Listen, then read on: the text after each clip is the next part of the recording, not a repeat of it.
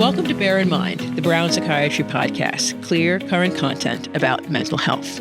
I'm the host, Dr. Tracey Guthrie, Psychiatry Residency Program Director and Co-Editor-in-Chief. I'm the co-host, Dr. Camila Cosmo, Brown Assistant Professor and Co-Editor-in-Chief. I'm Dr. Kit Quain. I'm a psychiatry resident at Brown University and script editor for today's episode. And I'm Dr. Paul Baker. I'm the guest for this episode of the podcast about psychotherapy. Welcome, Dr. Baker. We are glad to have you.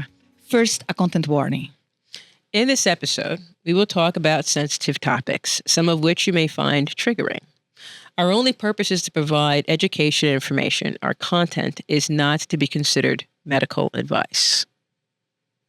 When you think of the word psychotherapy, what comes to mind?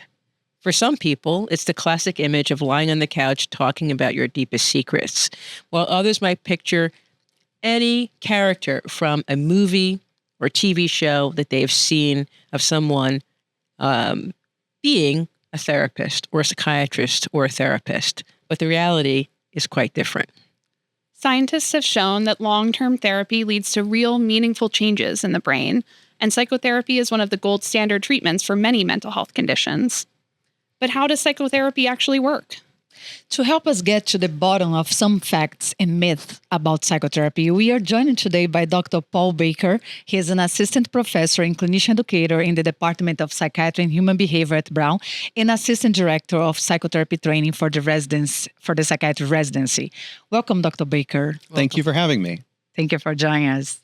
So, Dr. Baker, what is psychotherapy and what should someone expect in their first few appointments with a therapist?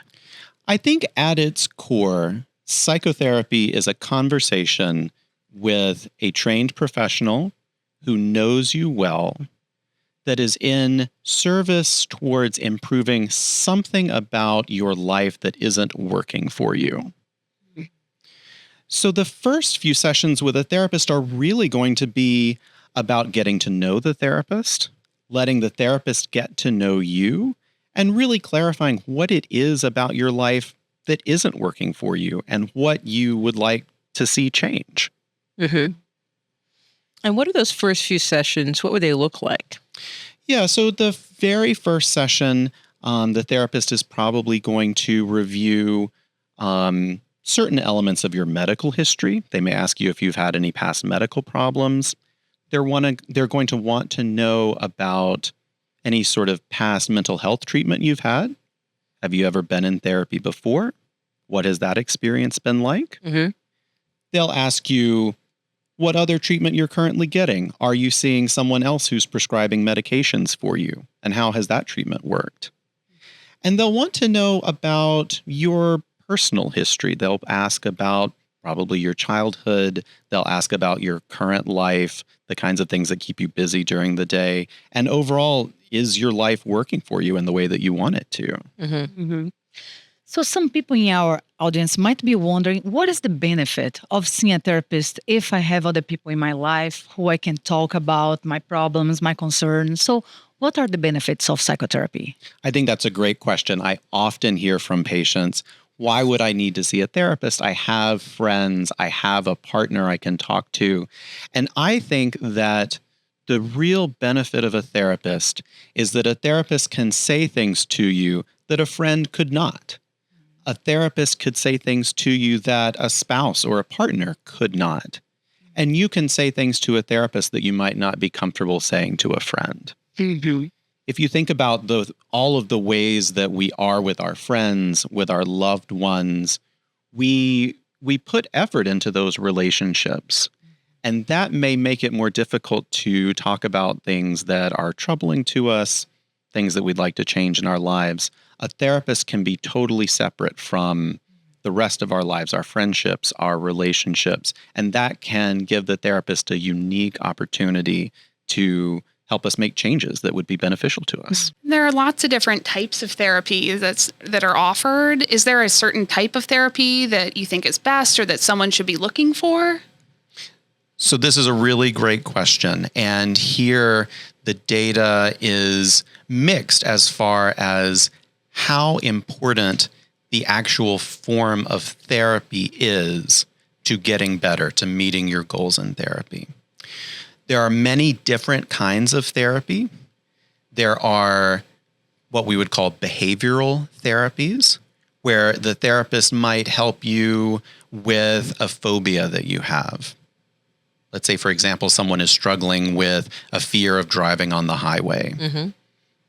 In a behavioral therapy, the therapist will work with you to gradually take on the task that is causing you the most distress and that you really want to achieve. Some therapies are what we would call skill-based therapies. So some people may see a therapist who teaches them skills to help them manage difficult feelings, to help them communicate better with their loved ones or other people in their lives, or learn skills to ground themselves when they become too emotionally activated or dealing with too many difficult feelings. Mm-hmm. Some therapies are a part of a school of therapy called psychodynamic therapy, where the goal is not necessarily to learn a particular skill or expose oneself to a particular anxiety, but rather to learn more about ourselves, to learn how we came to be the people we are today, and how we might be able to grow and develop further as human beings. And so there are many different kinds of therapies people can choose from. Much of the data suggests that, in fact, the most important thing is to have a therapist who understands you, to have a therapist who you really feel like gets what it's like to live your life. Because when people feel understood by their therapist, it's much easier to talk about difficult things, to make difficult changes. And so I often think that the most important part of therapy, or the thing that will make the most difference, is how well does a person feel understood by their therapist. Mm-hmm. Just to follow up on that, because I like the breakdown of how you're describing some different types of therapy that's available. What if you are with someone who you feel truly understands you, doesn't challenge you to think about things differently, agrees with you, someone who it gets you, but just agrees with you? The question I would ask in that situation is, am I getting where I want to be in my life? Mm-hmm. The reasons that I came to therapy in the first place, the changes that I wanted to see, are those changes happening? Mm-hmm. And if they're not, I would want to talk to the therapist about it, because any good therapist is going to want to know if their patient does not think they're making the progress that they want. Right. And that progress may involve more direct challenging from the therapist. It may be that we're talking about things that aren't really the best thing to be talking about. It may be that we need to shift the conversation in a different direction. So always going back to the reasons you went to therapy in the first place. Exactly. What is the progress being made, and reevaluating that and discussing that and talking about that. So who might benefit from seeing a therapist? Now that we've defined this, who might benefit from seeing a therapist?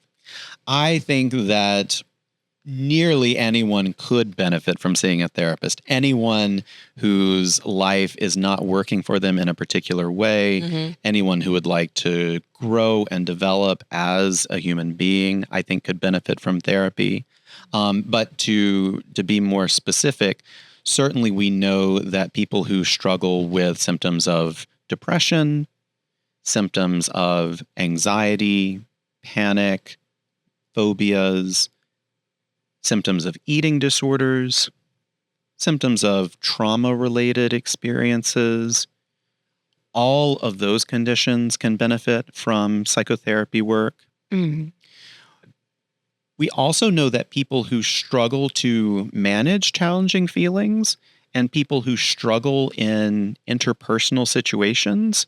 So let's say someone who struggles to hold down a job because they just, for whatever reason, always find themselves in an argument with their boss. or they struggle to have a meaningful relationship because for whatever reason, it just doesn't seem to work out, or it always seems to end in a big fight. These are things that can be addressed in psychotherapy as well, that we don't always think so much about. Mm-hmm. So another important topic about therapy is that you are really in a relationship with someone who you're trusting with a lot of sensitive information. Yes. And you are in a bit of a different dynamic and experience that you're having together where you are trusting this person to help guide you in a certain way to achieve the goals that you set out in therapy that you were just talking about. You need to reevaluate and see where you are. And so there are boundaries. Boundaries are where I end and you begin. Yes. The distance, the safety. Yes. And that is a very important topic in therapy. Yes. And there are certain things that have to be maintained and protected that are the responsibility of the therapist. Yes. So I wonder if you could talk a little bit about that so that people know when things are going well with their therapist and when they're not. Yeah, so we had mentioned before the difference between a therapist and a friend. And I think that one sign that boundaries can be blurred is when your therapist starts to feel more like your friend. If your therapist is starting to tell you a lot about their own personal life or their own problems, or asking you for your advice in managing things happening in the therapist's life, that's a bad sign. That's a sign that boundaries are being crossed. And then there are other things that are even more concerning and would be more clearly out of bounds. So meeting with your therapist outside of a professional setting. Mm-hmm. Your therapist shouldn't be asking you to have dinner with them or have coffee with them. Right. Certainly any kind of sexualized comments or sexualized behavior would be 100% out of bounds in a therapy relationship. I think all of us have a sort of internal sense of, ooh, something's not right here. And again, I think many people are very reluctant to do anything that might offend the therapist or that they think might make the therapist uncomfortable. But if you are feeling like, ooh, I don't know if this is okay, you should pay attention to that feeling. And you should speak with another provider if you're working with a different provider, or seek a second opinion from a different therapist or someone else who can maybe help you understand if the things that are happening are really okay. Right. Because in an example, you could certainly see where if someone is having a marital situation and they're coming to see this, you don't feel heard by your spouse. But here is this person who's just always listening to you, always understands, validates, listens and reflects back to you what you said. And you may have feelings for that person. You say, well, this is the person I really want to be in a relationship with. Yes. It's the therapist's job to manage that. Correct. To not exploit that. Correct. And exploiting that can lead to license termination. Crossing that boundary has severe consequences. Yes. And so I think it's important for people to know that these feelings do come up. Yes. But they must be managed and dealt with. And that's why you see a professional who is boundaried. Exactly. And considering what you just mentioned about the importance of the therapeutic relationship with the therapist, yes, how do you know if your therapist is a good fit for you? I think this is a great question. I always go back to this issue of feeling understood. Can you tell that the therapist really gets what it's like to be living your life? Or is there something that the therapist just doesn't seem to understand? The therapist is saying something that lets you know that they just don't quite get what you're going through, or they don't quite understand why you came to therapy in the first place. So when that's the case, the best thing to do is to talk about it. I think often people are afraid of offending their therapists or afraid of making the therapist feel bad. But if a therapist says something that doesn't land well with me, that makes me think, wow, that really is not where I'm coming from at all, any good therapist wants to know that. If I say something to a patient that doesn't land with them, that makes them feel like I haven't understood them, I really want them to say, hey, I didn't like that you just said that. That didn't feel very good to me. And so the process of developing that relationship depends on communication from both sides, from the patient and the therapist. So your mission about like people assessing their progress through treatment, how can someone recognize their progress? What progress in psychotherapy means? Yes. So an important part of setting goals for treatment is also determining beforehand how you and your therapist will assess whether you're meeting those goals. So it might be, for example, someone who's coming to therapy because when they become overwhelmed, they end up cutting themselves. It might be a matter of assessing how often does that still happen, or is it no longer happening? Someone who is coming to therapy because they frequently have panic attacks. It may be a question of how many times am I having a panic attack in the last week or 2 weeks? That can be a very clear and concrete way of knowing if we're making progress in therapy. It may be a matter of thinking about the strength of my relationship. So if I'm coming to therapy because I want to improve my marriage, for example, I may want to pay attention to how many times in the last week have I gotten into one of those really bad arguments with my partner? Or is that not happening as much as it used to happen? So no matter the way that you go about assessing progress, it's something you want to work out with your therapist beforehand as a way of keeping track of whether or not we're making progress in treatment. And what type of clinicians do therapy? Are there differences between the therapies that are provided by the different clinicians that can act as a therapist? So many different kinds of clinicians provide therapy, starting with psychologists who can be trained in various different models. A psychologist is someone who would have a PhD or a doctor of psychology degree, sometimes called a PsyD. Those people can provide psychotherapy. Certainly psychiatrists can provide therapy as well. A psychiatrist is someone who went to medical school and is a medical doctor, but can also provide psychotherapy. For different reasons, it's becoming less and less likely for psychiatrists themselves to provide therapy, but I still think it's an important part of the care being provided. Therapy can also be provided by licensed drug counselors, licensed marriage and family therapists, as well as social workers. I think that it's important for a patient to feel comfortable that they understand the therapist's credentials. Mm-hmm. And so again, it's a very reasonable question to ask a therapist, hey, what kind of training have you had? And what is your experience like? Mm-hmm. So how long should someone stay in therapy? I'm sure this is a question that people want to know about all the time. Should you be in therapy indefinitely, or should it be just a few sessions and then stop? And how do you determine this? This is a difficult question because there is not a lot of research to guide an exact answer. I think that the question of what brought us into therapy in the first place can be helpful in figuring out how long someone should be in therapy. Mm-hmm. You know, the process of creating goals for treatment happens at the beginning of therapy, but it should continue to happen over the course of therapy. So I think it is very reasonable every 6 months to check in and see, hey, those goals that we identified at the beginning, are we meeting those? Are we making progress towards those goals? Have we met those goals? If that's the case, should we continue this work? Are there other goals we'd like to work on, or should we take a break? So I think the answer to that question really should be made in collaboration between the patient and therapist based on, is progress being made? Are we getting closer to achieving those goals that we set out for ourselves? Mm-hmm. And sometimes people are deciding between like starting therapy, medication, or both. How do you choose between these treatment options?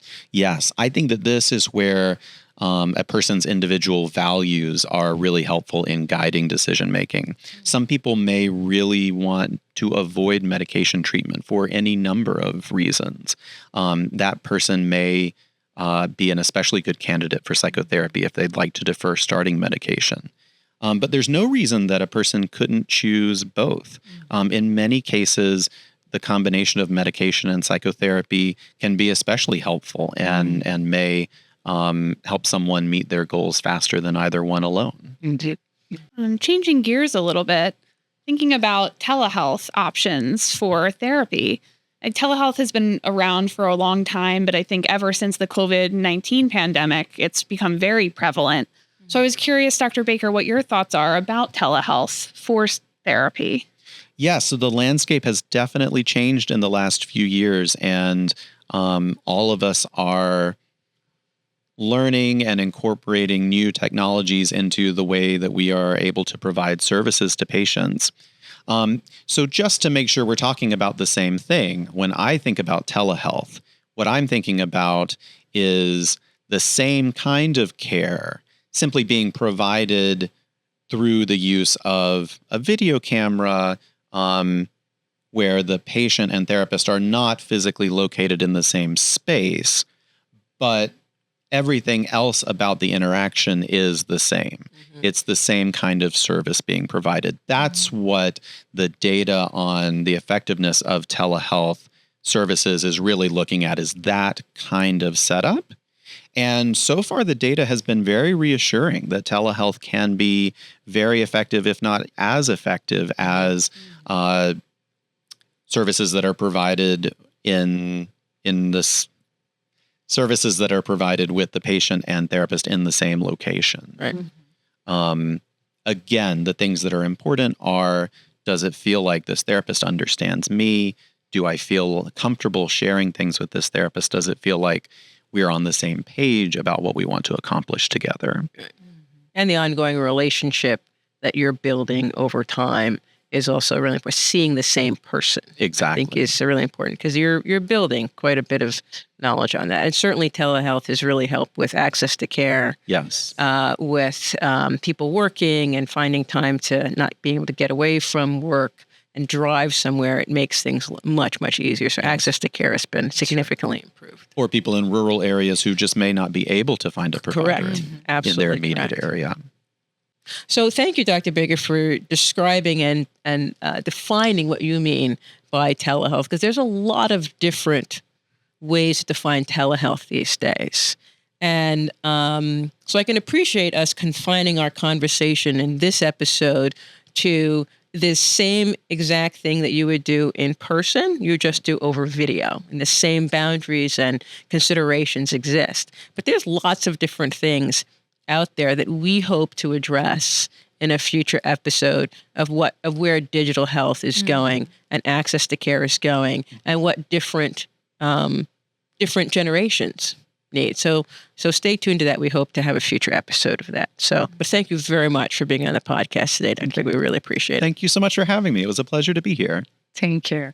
Now, a take-home message to bear in mind. The key to successful psychotherapy lies not only in the type of therapy itself, but also in the therapeutic relationship you have with your therapist, as Dr. Baker has reiterated for us.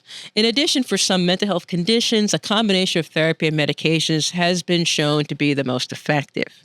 If you're thinking about starting therapy, there are various online resources where you might find a good match, such as psychologytoday.com or ZenCare, ZenCare.co.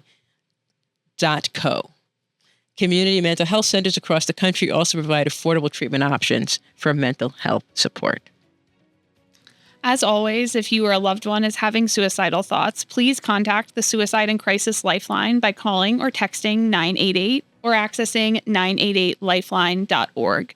The Lifeline is a 24-hour toll-free phone line. You can also go to the nearest emergency room and ask for help. Thank you for listening to our podcast. For more information-related content, please check out our Instagram, X, Facebook, and YouTube channels. Bear in mind the Brown Psychiatry Podcast. Thank you.